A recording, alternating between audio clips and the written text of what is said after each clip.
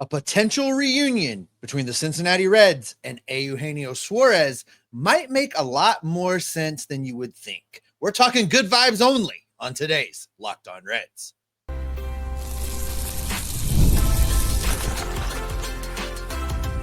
You are Locked On Reds, your daily Cincinnati Reds podcast, part of the Locked On Podcast Network, your team every day.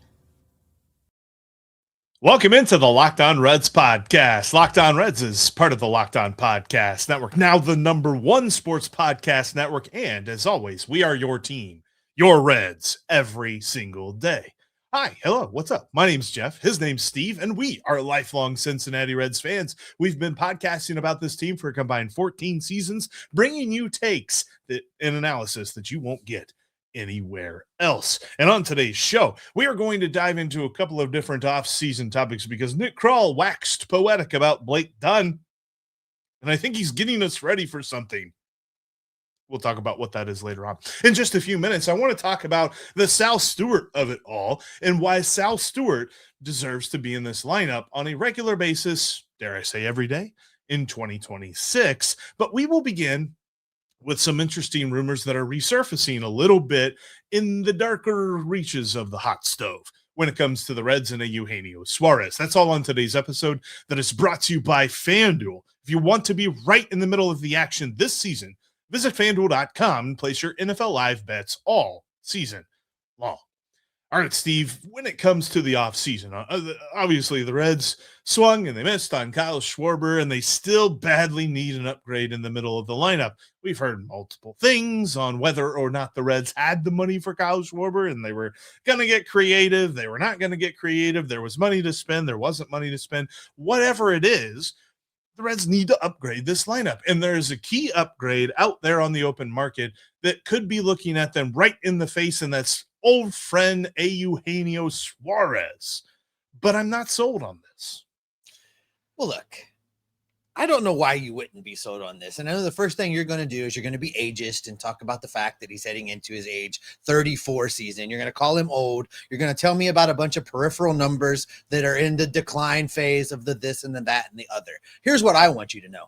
Eugenio Suarez played in 159 games for two teams last season. In those 159 games, he slashed 228, 298, 526. In those 159 games, Jeff Carr, he hit 49 home runs and had 118 RBIs. That slugging percentage of 526 is nearly 100 points higher than the closest guy that played for the Cincinnati Reds in the same calendar year. That would be Austin frickin' Hayes if you're using the minimum number of games at 100. Listen, even if Gino is declining, he's still better than anything the Cincinnati Reds put in the cleanup spot in 2025. So you go ahead and tell me why the Cincinnati Reds shouldn't be signing Gino. How much do you think he will cost? I don't care.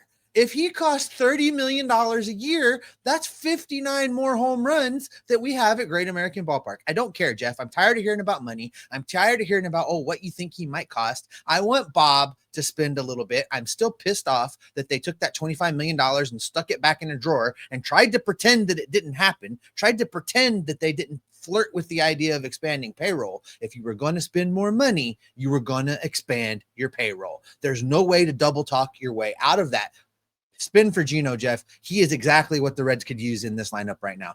You could get creative. I know that the idea of a multi-year contract for Gino bothers you, given the age 34. I get that. But get creative. Do a Castellanos-like contract. Give him an opt-out or two. Build in some buyouts. Do some things that gets Eugenio Suarez in here for 2026. And then we get to the 2027 lockout, and none of this matters anyway. So let's just have some offense, for the love of God, at Great American Ballpark in 2026. I would love it to be Eugenio Suarez, but here's the problem with this, because I agree with you about we should not care what the cost is. The problem is people that do are the people that sign the checks and make the decisions, because where they shouldn't have cared about the costs, they've already missed. And now I worry that because they missed on this and because they're getting blasted by folks like you and me and plenty of other Reds fans in the Reds country right now, because they missed out on that opportunity and are now making it sound as though they were never really strong players in that opportunity anyway, because they didn't have the money for it. I worry that they will make a rash decision. I think that Eugenio Suarez is that rash decision because, yes, 49 home runs is pretty darn fantastic. It's the number of home runs he had in 2019 for the Reds. But, Steve, how many times in his career has he slugged over 500? I'll tell you. 1, 2, Jeff. He also slugged 469 the year before 2025. In 2023, he played 162 games and he slugged 391, and he led the American League in strikeouts with 214. And when you really break whoa, though, that was 81 games in Seattle, sir. You have to allow a little bit of the fact that he was playing. This was 2023. 2023, he played 162 games. 81 games in Seattle. 2023, I'm looking at 2023, 162 games in Seattle. Yeah, 81 home games in Seattle, in that ballpark. Yeah, his production was going to be down a little bit. How many games? Let's see. He played 53 games with Seattle. That's another interesting one there too. 428 slugging with Seattle last year. I just don't buy it. I don't buy that you're going to spend $21 million on this guy because he's going to be $21 million this year. He's not going to decline. He's not going to opt out after 1 year. This is his last contract, Steve. He is coming here to retire. This is not going to be a deal that they get him for 1 year and he hits the open market on his own free wheel. So with that, I really feel like they've got to be judicious with this because they could easily throw him $21 million, have to repurpose some other contracts to make sure that this works on their books and all this other stuff. But then they say, look, we spent the money and we're done and we don't need to do anything else. And they don't get the guy that they need because this guy, I think, will be a marginal upgrade on the lineup next year. I think that he will be better than what the Reds had in last season, but I also defy you to say that no one else will take a step forward from where they were last year. And I don't know that he is the guy that when you look at this Reds lineup and you say, that's the guy that we're worried about. I'd be worried about a guy that could hit 49 bombs. But let me ask you this then. If it's not Gino, if you don't want to spend on Gino, who do you want to spend on? Because there aren't that many guys left. We saw another one come off the board yesterday and also go to Philadelphia to be with our buddy Kyle, who is in Philadelphia as well. So who do you want to go get to bat number 4 in this lineup? Who do you want to go get that will provide Elly De La Cruz with any kind of guaranteed protection at all? And I don't want you to hypothesize about anybody on this roster because I know we're going to do that in a few minutes. I want to know somebody on the outside. Who would you go get? I feel like right now the Reds have done the thing that they told us they would do at the beginning of the offseason, which was wait until everything's picked over and go get what's left, which stinks because I think that we've run out of like really good options here.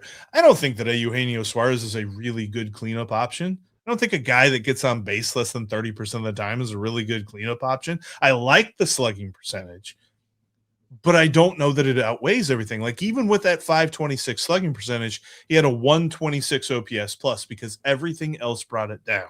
If it weren't for his home runs, then he wouldn't be amazing. That he's a 3 true outcomes player that gets 2 out of the 3 a lot more than he gets the third. So he doesn't walk a lot.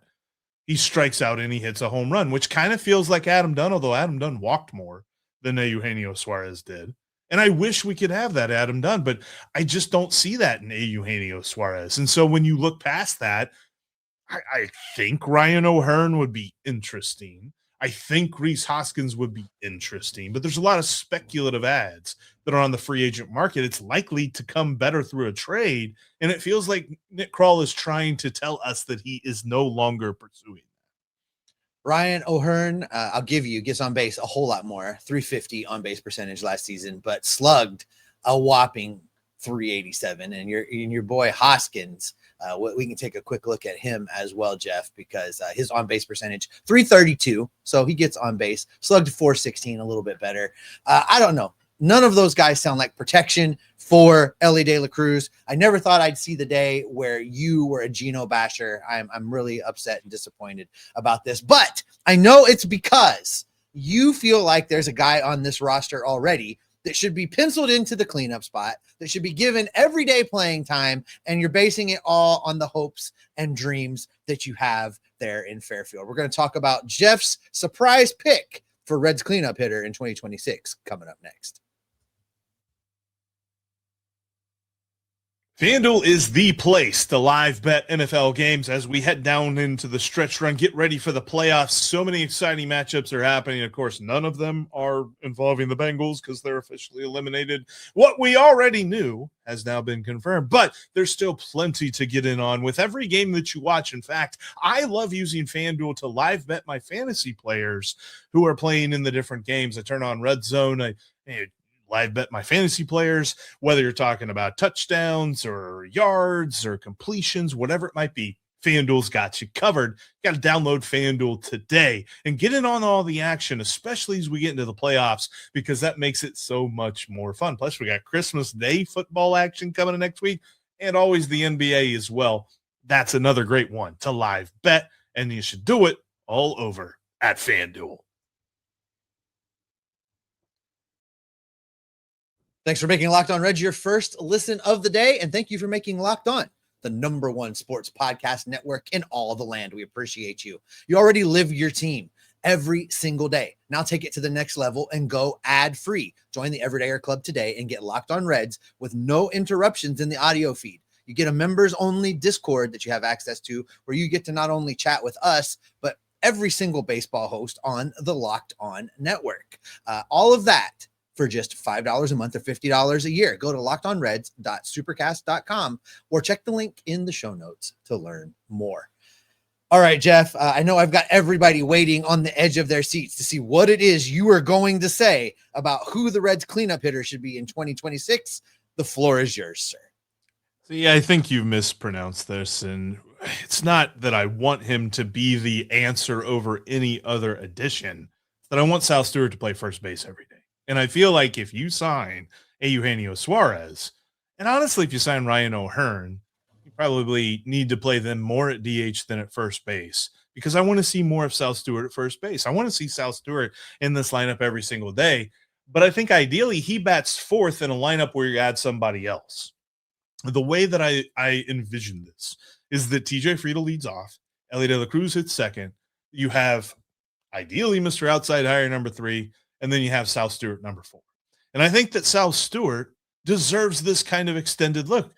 He had a very tiny sample size, so it's really hard to get excited about anything that he did per se. But what he did was he had a 95.4 average exit velocity, which had he had enough at-bats to qualify, would have put him in the 100 percentile, like up at the top of the league. We're talking about Aaron Judge type numbers when it comes to those quality of contact metrics.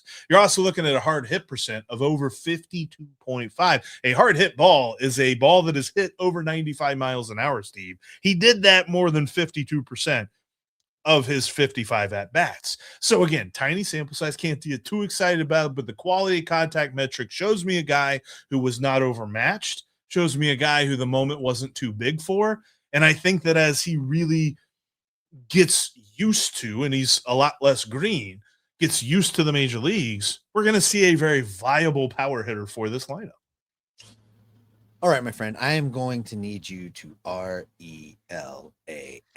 just a little bit. I need you to slow your roll. We're talking about a guy who on the surface of it all has exactly 55 more big league at-bats than I do. Now, I understand that you want to be excited about him, but this is that thing we do. This is that thing that I plead all the time for everybody to stop doing, which is set the expectation level so high on these young players coming up that there is absolutely no way they can ever live up to it. All I want for Sal Stewart is for him to go to Goodyear and have a good showing and find a way to secure a roster spot on this team. I don't want to look at him as a number 4 hitter. I don't want to look at him as somebody that the Cincinnati Reds are going to be able to count on. If that's what you're doing, you have fed in, you have bought in, you are now a full-fledged participant in that thing that Nick Krall wants you to do, which is to look around this roster and squint real hard and try to see this yellow brick road of a solution because Nick Krall hasn't addressed anything. Sal Stewart's not the answer to anything. Sal Stewart is just another in a long, long line of questions on this 2026 roster, Jeff. I want Sal Stewart to be good. I want him to be so good that he does go out there and take the majority of the playing time at first base. I want him to be so good that he does exactly what you just said, which is play his way into being the number 4 hitter on this team and continue to hit bombs and be fun to watch. But we can't count on that. We can't expect that. We can't even think that's an inkling of an idea. And if that's how the Reds approach this, it's criminal and it's another long line of disappointments because that's what they do every year. Nick Krall is going to look at Sal Stewart. He's going to look at other guys. We're going to talk about that in the next segment. And he's going to talk about those guys to make you forget and hope that you forget the fact that he didn't sign anybody to fill that role. The fact that he didn't go get a home run hitter. Look, we got Sal Stewart. He hit 5 home runs last season when we called him up. Yeah, he sure did. But let's see what happens. Was that a fluke? Is that who he is? We don't know. Nick doesn't know. Nobody knows. You can't go into this season with once again making hope your strategy. And I feel like we're on the cusp of the Reds asking us to do that yet again. I feel that too, but I'm also not saying that Sal Stewart is the guy that is in place of any moves. I still think the Reds need to make one move, but I don't think they need to rebuild the lineup or go make multiple moves or they need to go get this guy and that guy. It'd be nice if they did, but I think that Sal Stewart is a reason that they don't have to. I don't know that I like him as lineup protection for Elly, but I think that he's lineup protection for the guy that protects Elly. If they signed Eugenio Suarez, like we talked about in the last segment, and they brought back Miguel Andujar, those are your 2 moves. Would you be okay with that? I would be okay with that. I would be okay with that as long as Gino DH most of the time. Because I just don't. The other part we didn't talk about in segment 1 is his glove is horrible. He is not good defensively at third base to the point that anything that Ke'Bryan Hayes adds, Eugenio Suarez takes away defensively at third base. So he's not playing there. If he's open to first base, maybe he plays it on a rotational basis to give Sal Stewart a day off, but I would rather Sal Stewart play first base most of the time, and then you have a Eugenio DH. I would like Andujar back. I would like him playing in the outfield. It's hard because it wouldn't be a straight platoon, obviously, because I don't necessarily know how you go righty and righty, but Andujar some, steer around the field some. Like, I think that those 2 moves in and of itself would be very good if you brought in both of them. I just wonder a little bit about the opportunity cost of like taking away time from a guy like Sal Stewart. I really feel like Sal Stewart's going to be an asset for this team, but he's not going to be an asset if he's playing twice a week. Would you feel as strongly if I said to you that they were going to sign somebody like Suarez? They were going to split the time amongst the first basemen between, let's just say, Suarez and Steer for the most part, and that Sal Stewart was going to get his playing time at third base instead of first base. Would you sit Ke'Bryan Hayes? I would. His bat's horrible. I don't know why we're so fixated on shoehorning Sal Stewart into first base. Play him at third base and use Ke'Bryan as a defensive replacement. I'm saying this because I think this is what I think the Reds are going to shoehorn Ke'Bryan Hayes into the lineup every single day. Yeah, I agree. I agree with you. They will. I disagree with that. Yeah, I disagree with that, but I think that's what the Reds are going to do. So I'm looking for the spot where Sal gets the most playing time, and there's a possibility, and Lord knows that if this happens, lots more things are going wrong. But like if Matt McLain if he just keeps doing his thing, Sal Stewart's seen time at second base. So Sal Stewart can take playing time away from Matt McLain if Matt McLain doesn't hit. But I think we both believe that he will bounce back or break out. But I just don't know, man. Like, I think in a perfect world where the Reds aren't married to this idea that they made some sort of trade deadline acquisition steal in Ke'Bryan Hayes, they would look a lot more judiciously as to how they split time at third base. something tells me that it's going to be Ke'Bryan Hayes 85%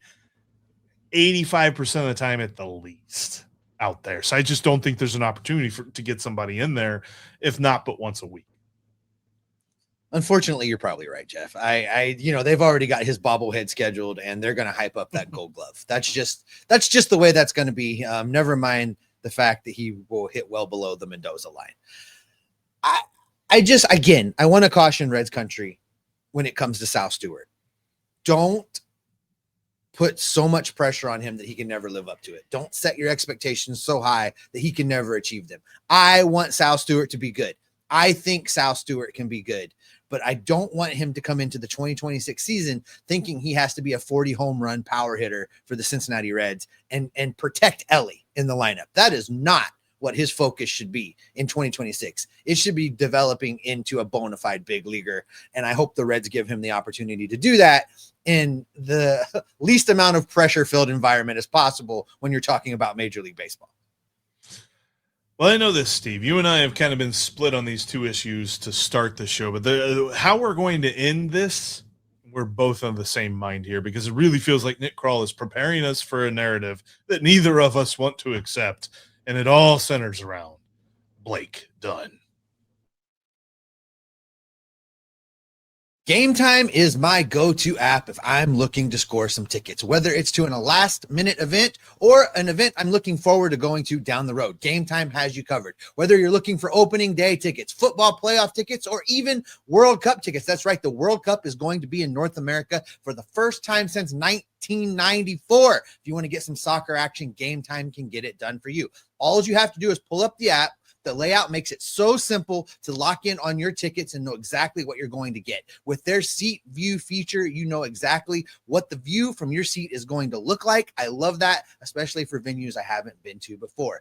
And with the prices, including the fees, there are no surprises. The price you see is the price you are going to pay. So take the guesswork out of buying tickets to baseball, football, and even the World Cup by using Game Time. Download the Game Time app, create an account, and use the code LOCKEDONMLB for $20 off your first purchase. Now, terms do apply. So again, just download that app, make an account, and use the code LOCKEDONMLB for $20 off your first purchase. Swipe, tap, ticket, go. Use Game Time today.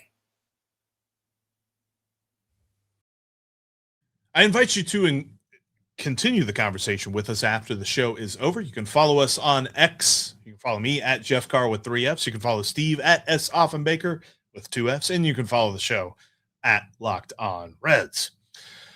All right, Steve. Nick Krall was talking to the meeting. He does that a lot. This is actually back in the winter meetings, but it was something we glossed over a little bit. But going back to it, it seems like it's a little bit more daunting now, seeing the nothing that the Reds have done since the winter meetings. They were talking about the outfield in this context, kind of setting this up. And this is from Charlie's Chalkboard, Charlie Goldsmith, and his Substack that he writes about the Reds and the Bengals and everything that he covers Cincinnati sports. But he was talking about the fact that, Terry Francona is going to look for more days off for TJ Friedl next year. I think that's going to be a big thing in 2026. Days off are going to be important around here. But the thing about TJ Friedl is, who else plays center field when he's out?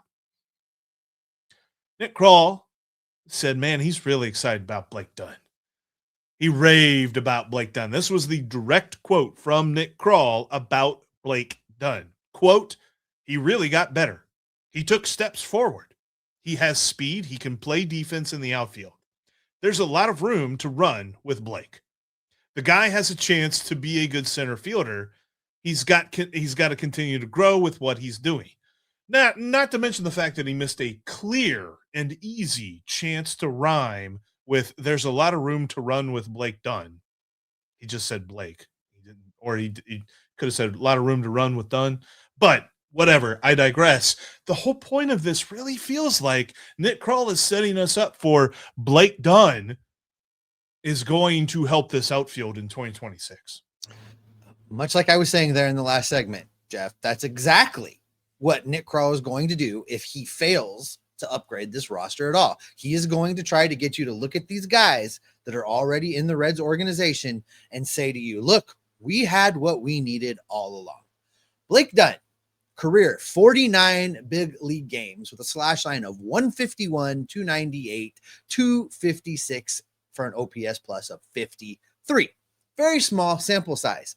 Blake Dunn has showed us nothing. Blake Dunn hasn't done anything to make me think he's a big league center fielder. And the fact that the president of baseball operations is out there already throwing this name at us is not a good sign. If in the coming weeks we also start to hear about the work that Tyler Callahan has done over the last several months, we have real problems, Jeff. And I'm afraid that is where they're going. They're going to start talking about Tyler Callahan. They're going to start talking about Hector Rodriguez. They're going to keep talking about Blake Dunn because they failed to go out and get anybody once again for the 5th year in a row to upgrade this outfield. And that is a big problem.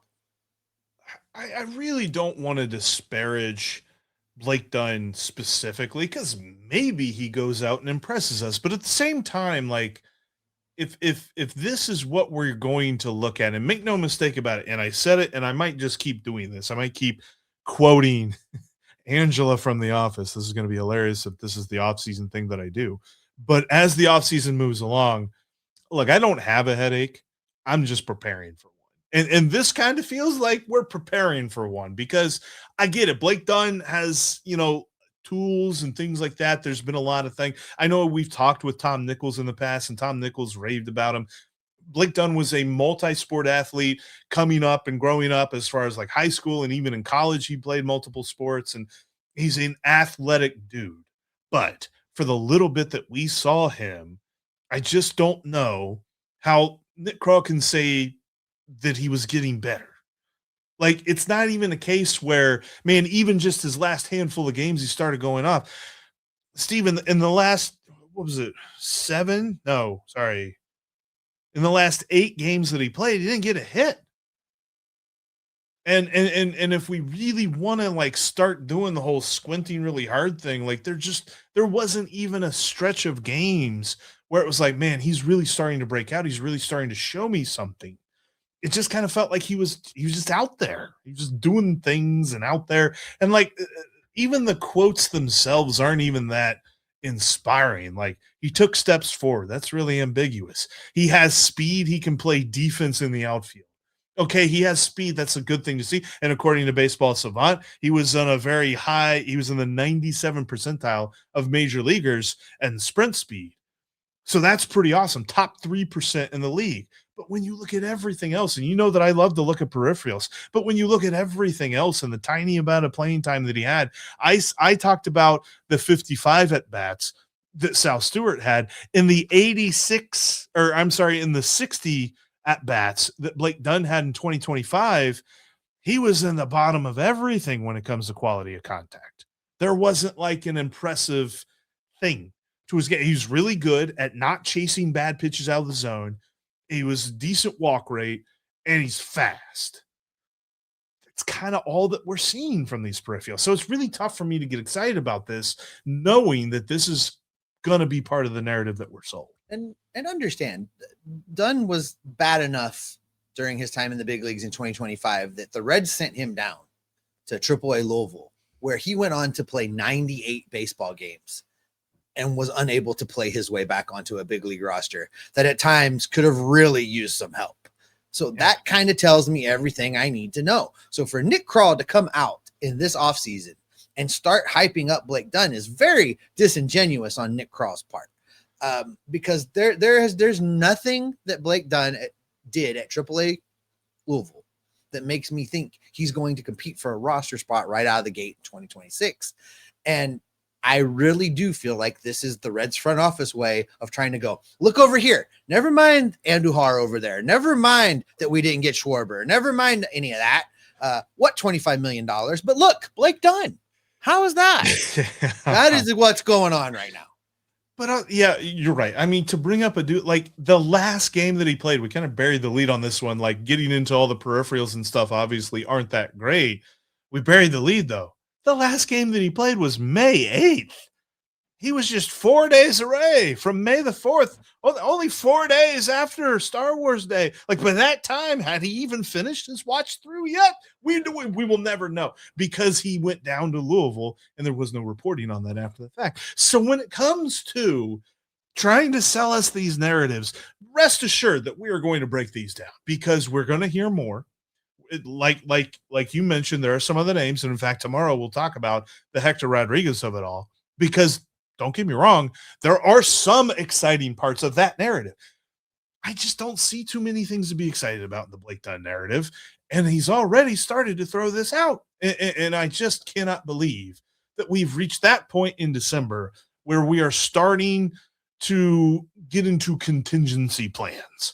That, okay, because we didn't get Kyle Schwarber, oh well, we'll see you in Goodyear. Like, no, there are other players available. Please go make this roster better. And this roster does not get better by calling up a dude that played his last game on May 8th of last year. And with that bombshell, that is going to do it for this edition of Locked On Reds programming. Note, folks, we're in full off-season mode. The rest of December and January will be in your feeds 3 times a week on the regular, and of course, anytime somebody pokes the Reds with a stick and they do something. So any trades, any signings will be back in your feeds as well. Thanks, as always, for making Locked On Reds your first listen of the day. And thank you for making Locked On your #1 sports podcasting network in all of the land. We really do appreciate you. Make sure you subscribe and follow Locked On Reds so you get all of the latest episodes. You can follow me on the Twitter X at @SOffenbaker with 2 Fs. You can follow Jeff at Jeff Carr. That's Jeff with 3 Fs. Spelling was always hard down in Alabama. Did the Reds make your Spotify Wrapped? Prove it on social media and secure a free month of our brand new Everydayer Club. Just tag our national Locked On Podcast Network account on any social media platform, and they're going to give you a code for a free month so you can check out the Everydayer Club. You're going to enjoy that for sure. For those of you on video, we send you over to the first ever 24/7 national Locked On Podcast Network YouTube channel. And for the audio folks, go make Sully your second listen over on Locked On MLB. Until next time, we are going to keep you Locked On Reds every single day. It's like, we're asking for a better lineup, and they're like, watch the airplane. Here comes in. It's Blake Dunn, open wide. Where is Rico Suave with the Photoshop of Nick Krall with the I got $1 thing? That's really where we're at this point. Oh, you almost had it. Gotta be quicker than that.